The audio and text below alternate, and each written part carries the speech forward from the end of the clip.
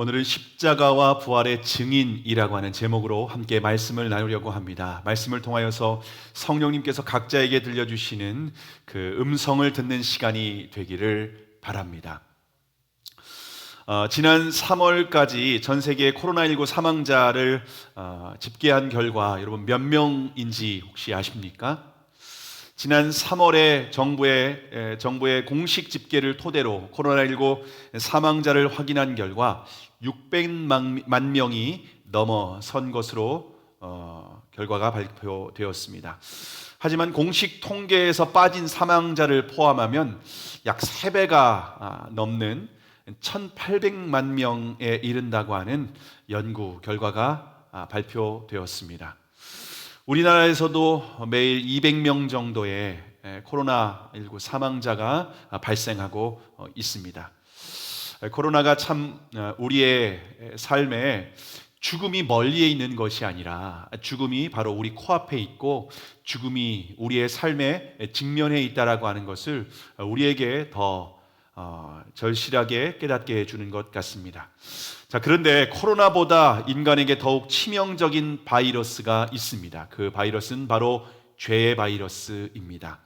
죄의 바이러스에 감염된 사람은 100% 사망하게 됩니다. 자, 그런데 인류의 첫사람이었던 아담의 후손으로 태어난 모든 사람들은 어머니의 태중에 잉태될 때부터 그 잉태되는 순간부터 죄의 바이러스에 감염이 됩니다. 그래서 모든 사람의 종착지는 어디인가 하면 바로 죽음입니다. 죽음은 어떤 사람은 죽음을 맞이하고 어떤 사람은 죽음을 맞이하지 않는 것이 아닙니다.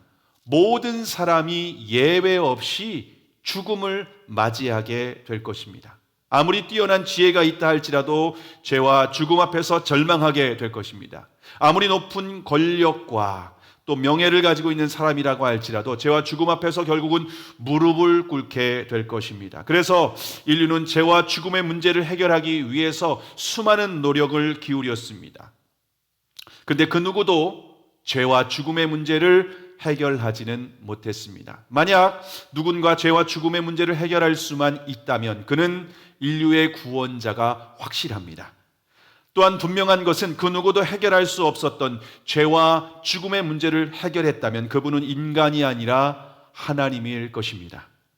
그래서 저는 오늘 여러분에게 죄와 죽음의 문제를 해결하신 그 한 분을 소개하려고 합니다. 그분은 바로 우리 주 예수 그리스도입니다. 그러면 왜 어떻게 예수 그리스도께서 인간의 죄와 죽음의 문제를 해결하셨을까요? 예수 그리스도는 우리의 모든 죄를 담당하시고 십자가의 죽음으로 죄의 문제를 해결하셨습니다. 그뿐 아니라 예수 그리스도께서는 죽음에서 다시 부활하심으로 말미암아 죽음의 문제를 해결하셨습니다. 그래서 죄와 죽음의 문제로 절망 가운데 있는 모든 사람에게는 예수 그리스도께서 유일한 복음인 줄을 믿으시기를 바랍니다. 그러므로 누구든지 예수 그리스도의 십자가와 부활을 믿고 나의 주, 나의 하나님으로 영접하는 사람은 죄와 죽음의 문제로부터 구원받고 영원한 생명을 얻게 되는 줄로 믿습니다.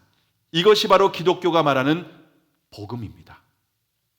자, 그런데 문제는 예수 그리스도의 십자가와 부활이 믿어지지 않는다는 겁니다. 믿으면 구원받는다. 믿으면 죄와 죽음의 문제를 해결받고 영원한 생명을 얻게 된다라고 하는 것이 복음입니다. 근데 십자가와 부활이 믿어지지 않는 거예요. 믿고 싶은데 믿어지지 않는 겁니다. 예수 그리스도의 십자가와 부활이 마치 그리스 신화나 이솝 우화처럼 믿겨지지 않는 거예요. 어떤 소설 속에 있는 내용처럼 들려지지 실제 인류 역사 가운데 있었던 사건이라고 믿어지지 않는 겁니다. 여러분, 사실 생각해 보면 십자가와 부활의 사건이 믿어지지 않는 것도 이해가 됩니다. 왜냐하면 예수님은 우리와 동시대의 인물이 아니라 2000년 전 팔레스타인의 나사렛이라고 하는 시골 마을에서 자라신 분이십니다. 근데 더욱 황당한 것은 우리가 태어나기도 전에 2000년 전에 십자가에 죽으셨다가 부활하셨다는 겁니다. 물론 예수님이 이 땅에 존재하셨다는 것은 인정할 수밖에 없습니다. 왜냐하면 BC와 AD의 기준이 바로 예수 그리스도의 탄생이기 때문입니다. 우리가 살아있는 역사 자체가 예수님이 태어나셨다는 것을 증명해주고 있습니다. BC와 AD의 기준이 예수 그리스도의 탄생입니다. 그래서 이 땅에 예수님이 태어나시고 살아가셨다는 것은 부인할 수 없는 역사적 사실이라고 하는 겁니다.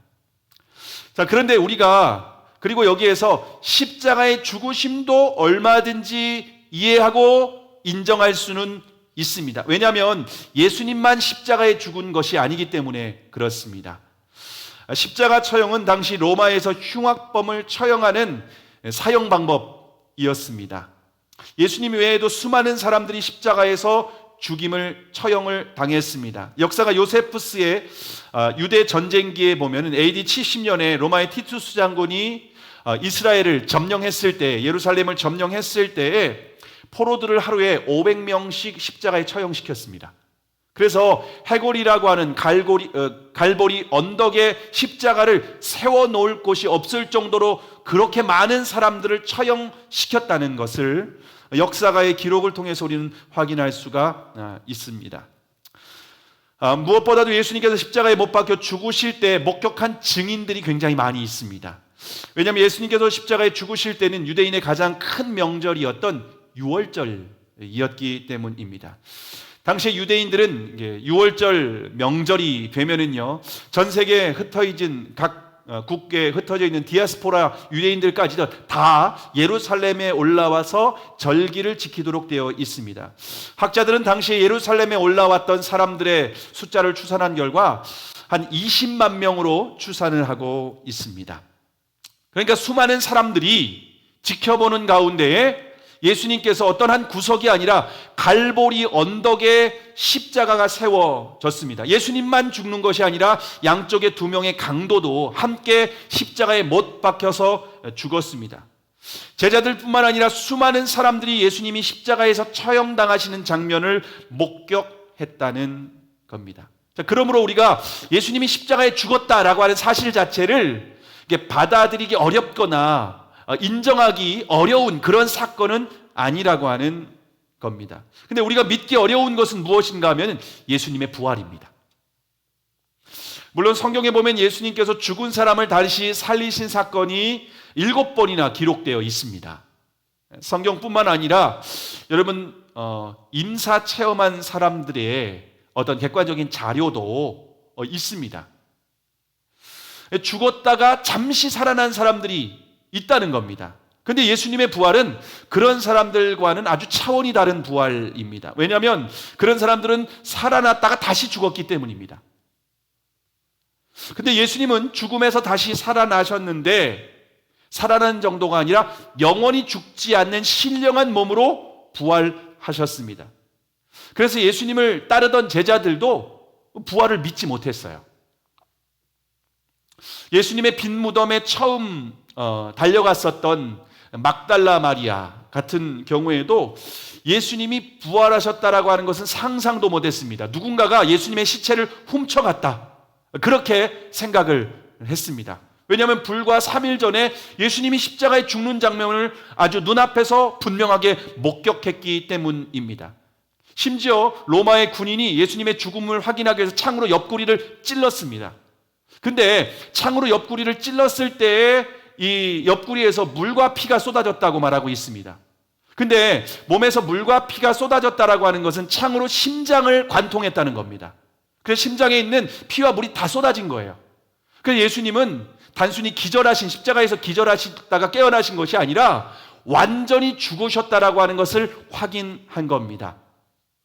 그 광경을 막달라 마리아, 그리고 예수님의 이모, 그리고 글로바의 아내 마리아까지 4명이 밑에서 명확하게 확인했습니다. 그렇기 때문에 예수님이 부활하셨다라고 하는 것을 믿을 수 없는 거예요. 누가 시체 훔쳐간 거지 부활했다 상상도 못했습니다. 자, 그러면 예수님께서 부활에 대해서 전혀 말씀하신 적이 없을까요? 예수님은 제자들에게 부활에 대해서 성경에 보면 3번씩이나 말씀하셨다고 강조하고 있습니다. 그것도 띄엄띄엄이 아니라 예수님께서 8장, 마가복음 8장, 9장, 10장, 그것도 십자가에 죽기 바로 직전에 반복해서 말씀하셨던 것이 바로 부활입니다. 여러분, 심지어 예수님은요, 어떻게까지 확실하게 가르쳐 주셨냐면요, 죽은 지 나흘이나 된, 예수님보다 더 오래된 나흘이나 된 나사로의 몸에서 시체 썩은 냄새가 나는 상황이었습니다. 장사한 지 나흘이 되니까는 부패해서 썩은 냄새가 나는 상황이었습니다. 그런데 예수님은 나사로를 살리시기 전에 뭐라고 말씀하셨는가 하면요, 요한복음 11장 25절과 26절에 보시면 예수께서 이르시되 나는 부활이요 생명이니 나를 믿는 자는 죽어도 살겠고 무릇 살아서 나를 믿는 자는 영원히 죽지 아니하리니 이것을 내가 믿느냐? 라고 하면서 예수님이 부활 생명이다, 죽어도 다시 산다 라고 하는 사실을 제자들에게 말씀하셨습니다. 이론적으로 제자들에게 교육을 하셨습니다. 그리고 이론적으로 교육하실 뿐만 아니라 나흘이 되어서 시체 썩은 냄새가 나는 나사로를 살리셨습니다. 그러니까 예수님은 이론 교육과 실물 교육을 동시에 시키신 거예요. 이보다 더 확실한 교육 방법이 있습니까?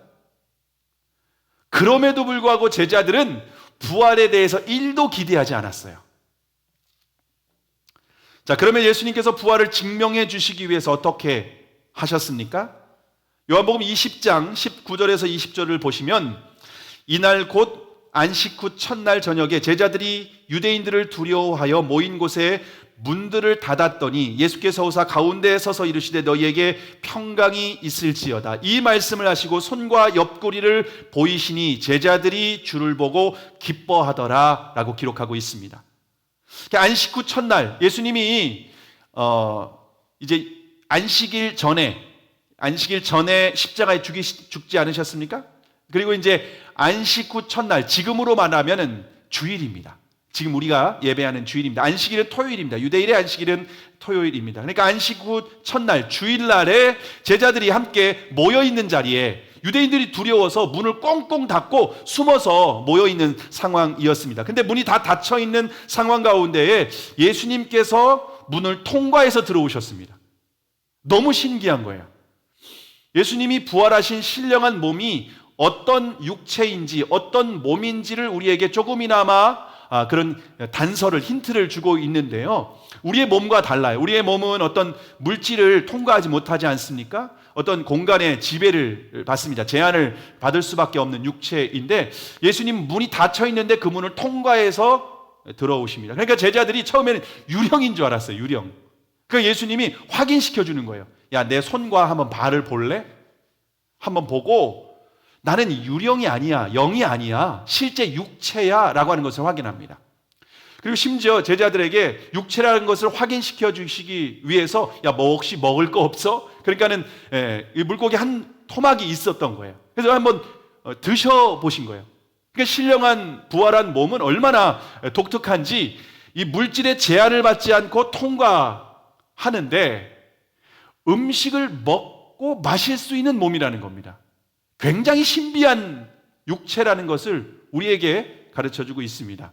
제가 전도사님하고 이 얘기를 나누다가 그러면 예수님의 옷은 어떤 옷을 입으실까? 왜냐하면 예수님이 사라졌다가 나타났다가 이러니까 그 신령한 몸은 너무 특이해요. 보이기도 하고 사라지기도 하고 음식을 먹기도 하고 소화시키기도 하고 물질을 통과하시는 그런 육체, 아주 신령한 육체라는 겁니다. 그럼 옷은 어떤 것을 입을까? 우리와 같은 옷을 입으실까? 그러면은 예수님이 사라질 때 옷이 날아다니는 거 보일 건데. 그래서 질문했는데 그것은 예수님의 신령한 몸에 입고 있는 옷은 우리와 같은 옷이 아니라는 것을 확실하게 알 수가 있습니다.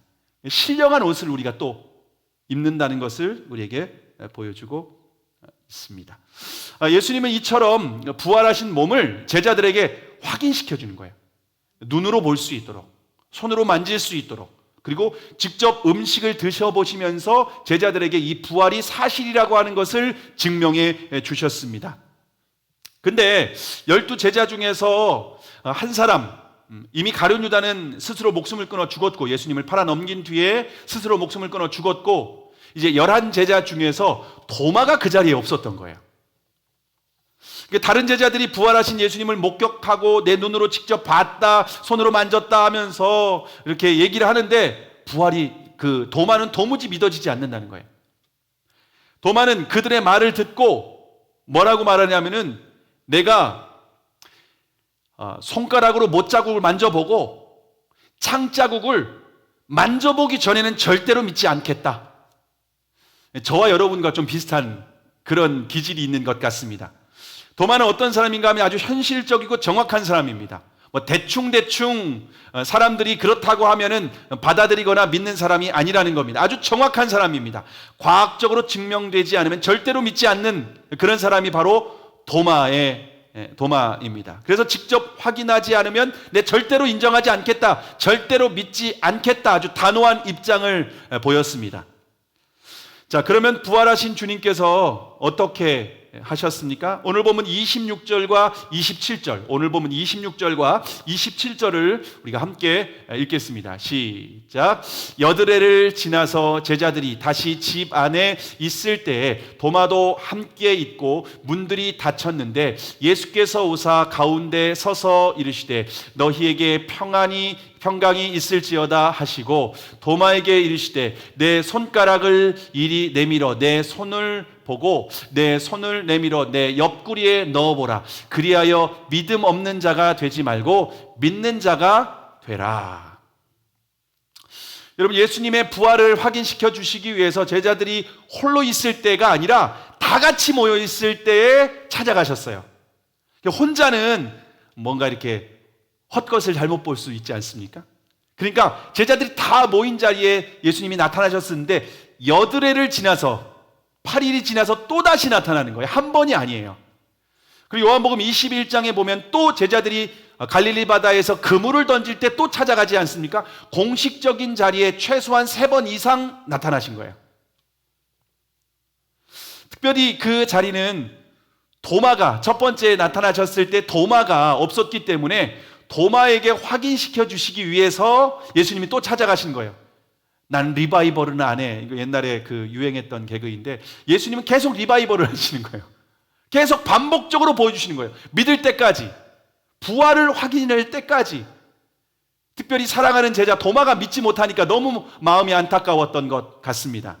근데 도마에게 찾아가셔서 증명해 주신 것은 바로 저와 여러분에게 부활을 증명해 주시기 위해서 배려해 주신 사건이기도 합니다.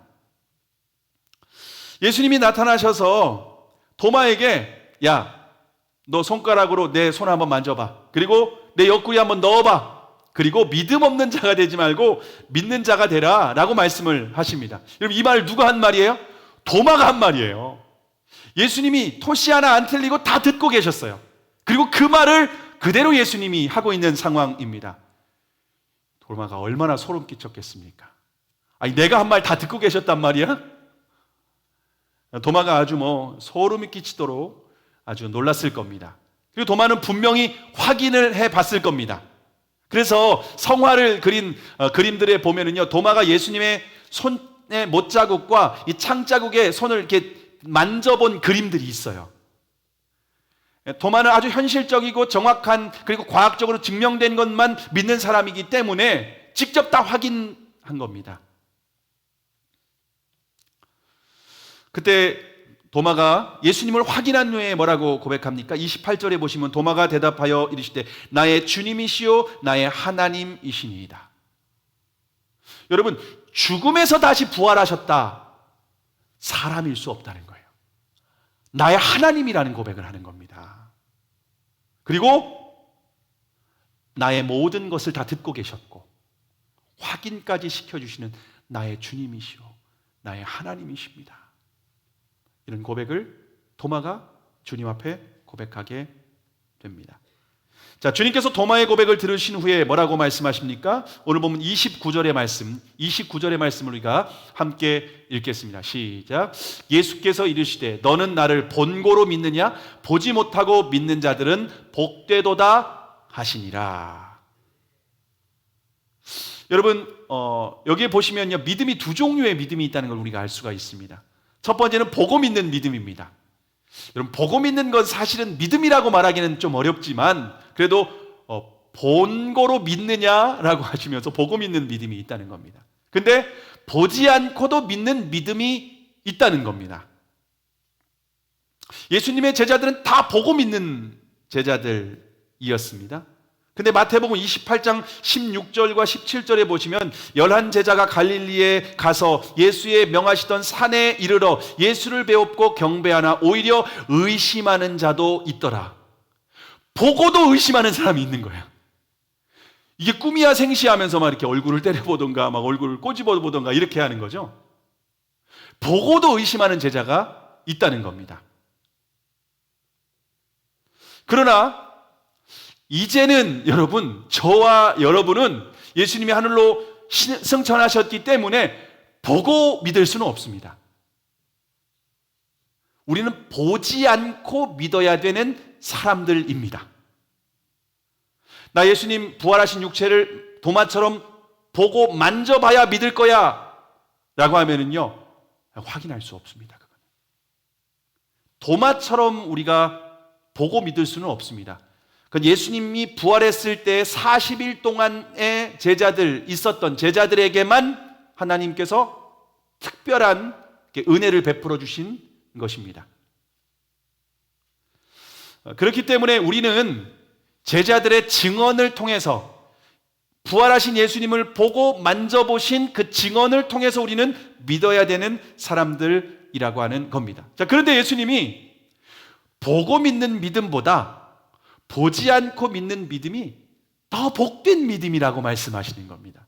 그렇기 때문에 저와 여러분이 보지 않지만 믿는다면 우리의 믿음은 정말 복된 믿음이라는 거예요.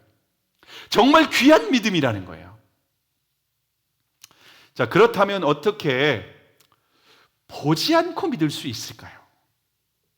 이게 중요한 문제입니다. 오늘 제가 얘기하고자 하는 핵심이 바로 여기 있습니다. 어떻게 보지 않고 믿을 수 있을까요? 십자가와 부활을 믿으면 죄와 죽음의 문제가 해결되고 영원한 생명을 얻게 된다. 이게 복음인데 이게 믿어야져야 되는 게 아니겠습니까? 근데 십자가를 믿는 것은 어렵지 않다고 말씀드렸습니다. 그러면 부활을 믿는 것이 중요한 핵심이라고 하는데 보고 믿을 수 없다는 거죠. 그럼 어떻게 보지 않고 믿을 수 있을까요? 우리의 연약한 믿음을 확신을 줄 수 있는 그런데 어떤 근거를 예수님께서 초대교회 역사를 통해서 우리에게 증거해 주셨습니다. 그것은 예수님의 부활을 목격한 제자들의 달라진 태도입니다. 예수님의 제자들은 어떤 제자들이었는가 하면 예수님이 십자가에 못 박히실 때 두려워서 다 도망갔던 제자들이에요. 겁이 많았던 제자들이죠. 베드로 같은 경우는 내가 차라리 죽을지언정 주님 부인하지 않겠다고 호언장담했던 사람입니다. 그런데 막상 그 앞에 딱 직면하니까 두려워서 도망가 버렸거든요. 그런데 그렇게 겁 많았던 제자들이 부활하신 주님을 목격한 후에는요, 목숨 걸고 부활을 증거하는 증인이 되었습니다. 어떻게 불과 며칠 만에, 불과 일주일도 안 돼서 이렇게 사람이 바뀔 수 있을까요? 여러분, 이렇게 사람 바뀌면은요, 우리는 주변에서 뭐라고 하냐면 죽을 때가 됐나 봐. 그런 말을 하지 않습니까? 완전히 바뀌었어요, 제자들의 태도가.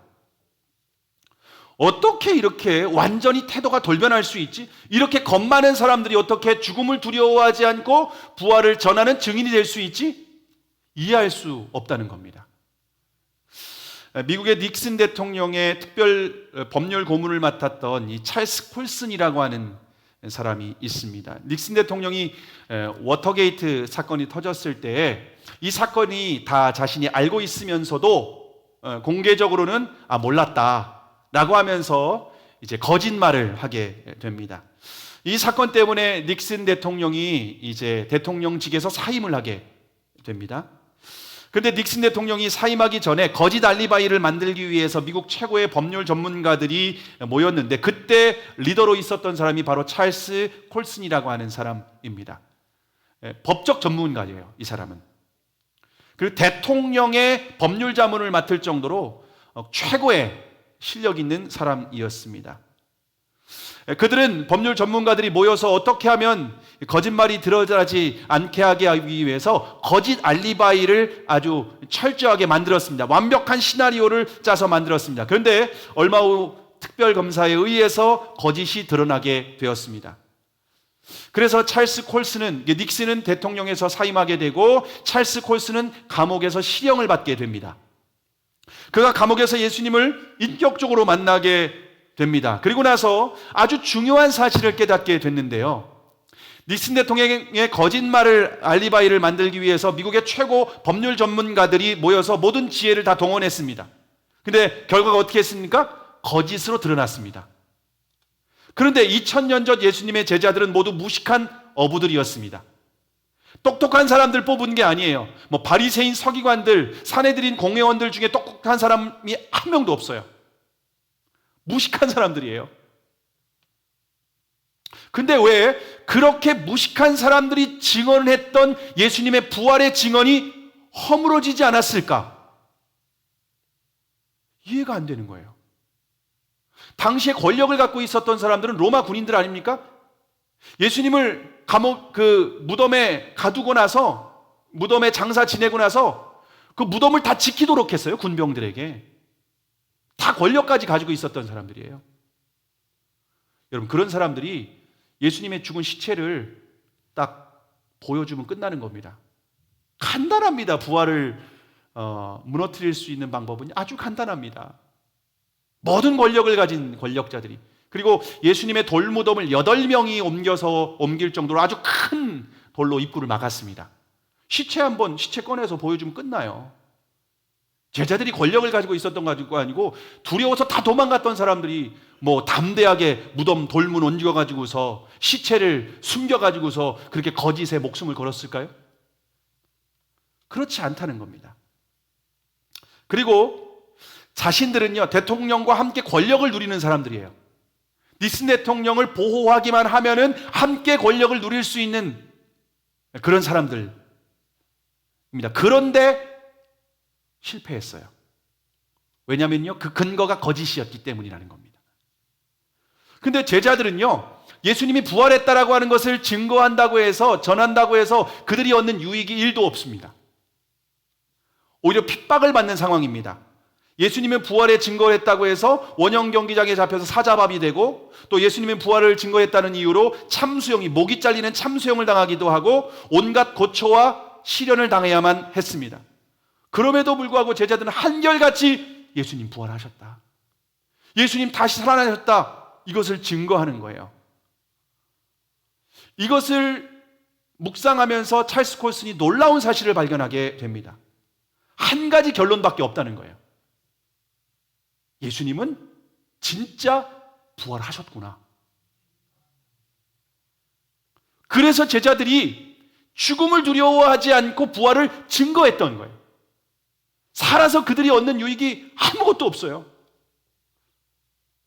근데 이게 사실이니까, 거짓이 아니니까 한결같이 그렇게 증언하다가 죽었다는 겁니다. 여러분, 더욱 놀라운 것은요, 예수님의 제자 11명이 부활을 증거하다가 다 순교당했습니다.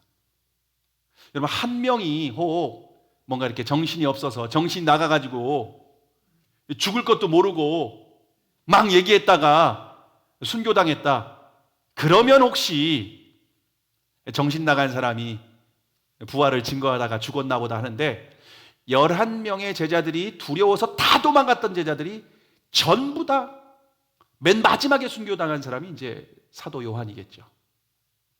이 부활을 증거하다 다 죽었어요. 다. 손가락에 직접 만졌던 도마는 인도까지 와서 부활을 증거하다가 순교당했습니다. 인도에서.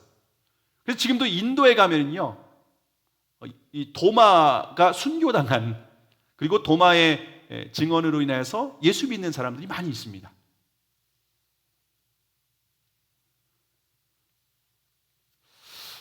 여러분, 어떻게 자신의 소중한 생명을 만약 거짓이었다면 목숨을 버리면서까지 거짓 증언을 할 수 있을까요? 11명이 전부 다 사랑하는 가족들을 다 두고 목숨이 목숨 나 살고자 도망갔던 사람들인데 어떻게 다 와가지고 그 부활을 증거하다 다 죽습니까? 왜 그렇습니까? 예수님의 부활이 확실하니까, 직접 봤으니까, 손으로 만져 봤으니까.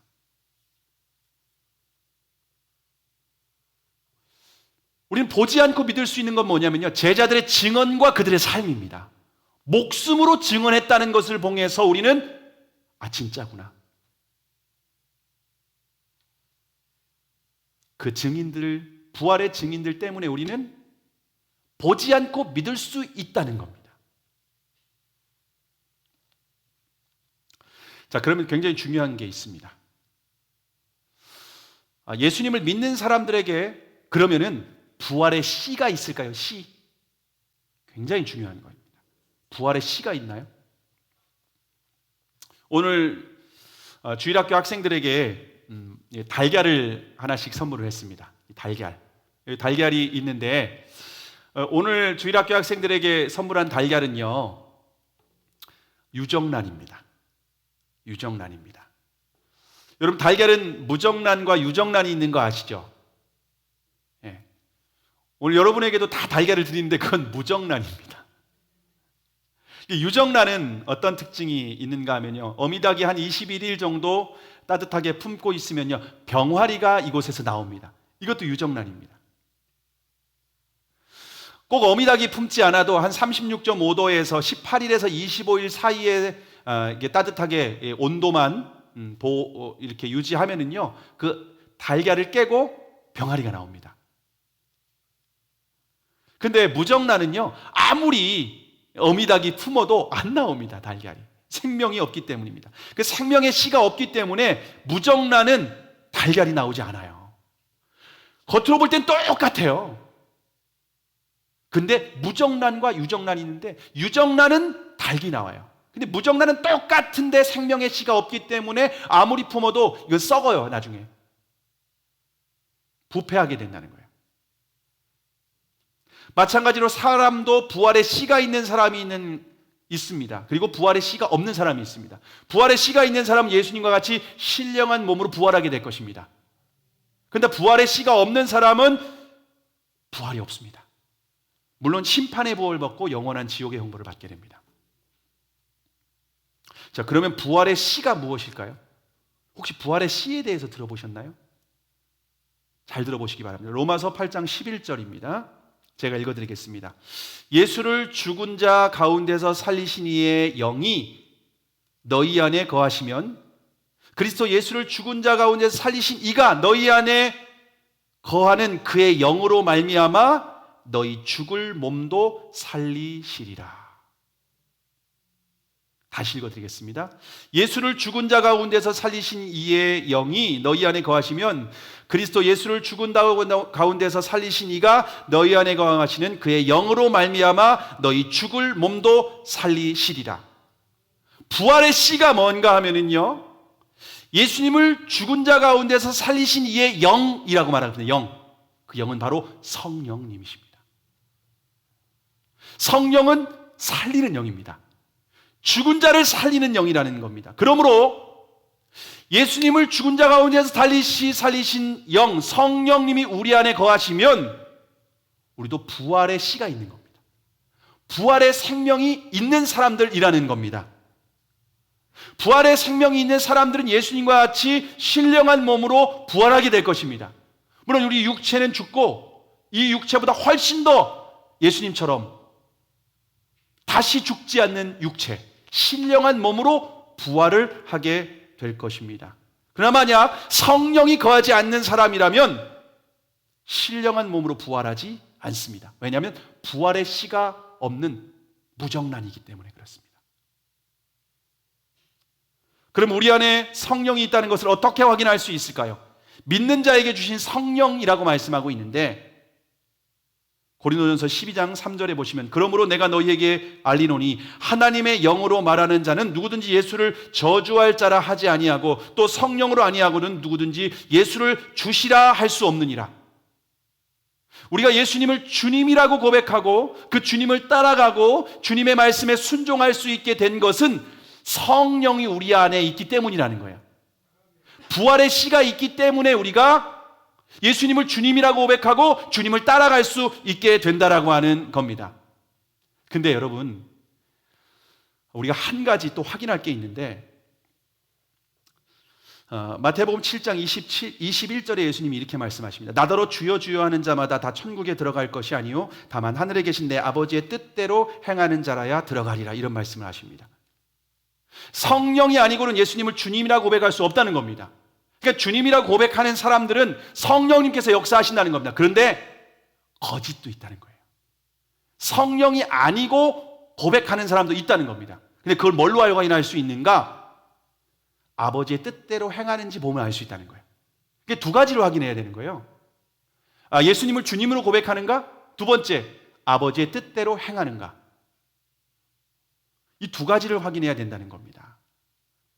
그것을 통해서 우리는 성령님이 그 사람 안에 있는지 없는지, 내 안에 있는지 없는지 우리가 알 수 있다는 겁니다. 근데 성령님이 안에 있는 사람, 예수님을 주님으로 고백하고 아버지의 뜻대로 행하는 자에게 삶 가운데에서 열매가 맺혀요. 반드시 열매가 나타나요. 어떤 열매인가 하면 갈라디아서 5장 22절과 23절입니다. 오직 성령의 열매는 사랑과 희락과 화평과 오래 참음과 자비와 양선과 충성과 온유와 절제니 이 같은 것을 금지할 법이 없느니라. 그러니까 성령이 안에 있는 사람들은 두 가지를 확인하면 돼요. 첫 번째, 예수님이 주인이냐 아니냐. 두 번째, 삶에서 성령의 열매가 맺냐 안 맺냐. 그런 사람들은 부활의 씨가 있는 사람들이에요. 부활의 씨가 있는 사람들은 유정란과 같이 믿음을 품고 있으면 예수님과 함께 신령한 몸으로 부활하게 될 것입니다. 이것이 우리가 갖고 있는 영원한 썩지 않는 소망인 줄을 믿으시기를 바랍니다. 여러분은 예수 그리스도의 십자가와 부활을 믿습니까? 그렇다면 부활을 증거하는 증인이 되시기를 바랍니다. 그런데 입술로만 증거하는 것이 아니라 삶의 열매로, 성령의 열매로 증거하시기를 바랍니다. 제자들이 증인된 삶으로 증거했습니다. 저와 여러분도 이 땅 가운데 예수 그리스도의 복음을 믿지 않는, 십자가와 부활을 믿지 않는 많은 사람들에게 우리의 입술의 증언과 우리의 삶의 성령의 열매로 예수 그리스도의 부활을 증거하는 증인들이 될 수 있기를 바랍니다. 그래서 우리의 삶 가운데, 입술 가운데의 열매, 예수 그리스도께서 주인이시다, 또 우리의 삶에서 맺는 성령의 열매로 예수 그리스도의 부활을 증거하는 예수 그리스도의 증인들이 되기를 주님의 이름으로 축복합니다. 기도하시겠습니다.